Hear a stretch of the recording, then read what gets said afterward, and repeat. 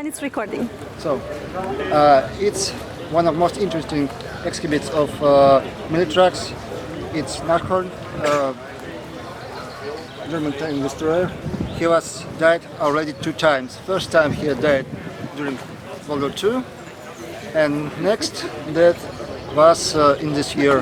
He going to workshop was going to fire. He was heavy damaged, but as you can see, he already in not bad condition. It's extraordinary how quickly they have, put the vehicle back to a decent enough standing just to make up to the make to the show. And all visitors of Militracks can help to restoration. On the Militracks, you can buy T-shirt and another thing. All money for from T-shirt send it for restoration of this vehicle. That's fantastic. Yes, he already almost done from external condition. You can see also new parts.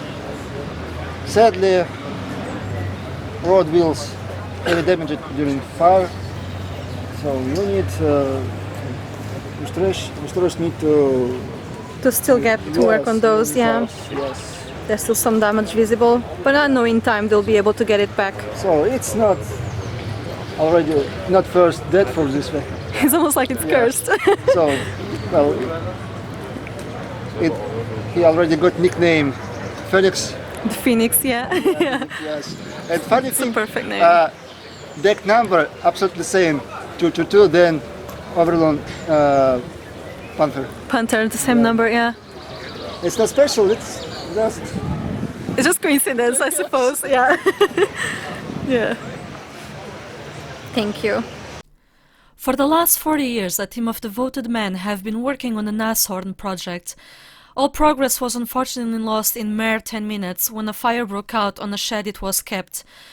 Quite personally, seeing the Nashorn in person at Militracks amazes me how much they managed to get the vehicle looking so good so quickly, but a lot is still to be done. The restoration team still doesn't have a shelter for the vehicle so the work can properly resume. And also replacement for the burnt parts like the rubbers on the tracks like it's visible in the video, and other parts that were totally lost in the fire is required as well. Thankfully, the community has gathered in support of this restoration project, and I would like to give my personal praise to the Weald Foundation who, at Militracks 2019, in an act of goodwill, donated not just 1 but 2 road wheels to the Nashorn restoration, in which the very own Weald Foundation trustee, Mr. Doyle, joined Rob, the head of the project, and both lifted in a symbolic act the first road wheel on a Nashorn.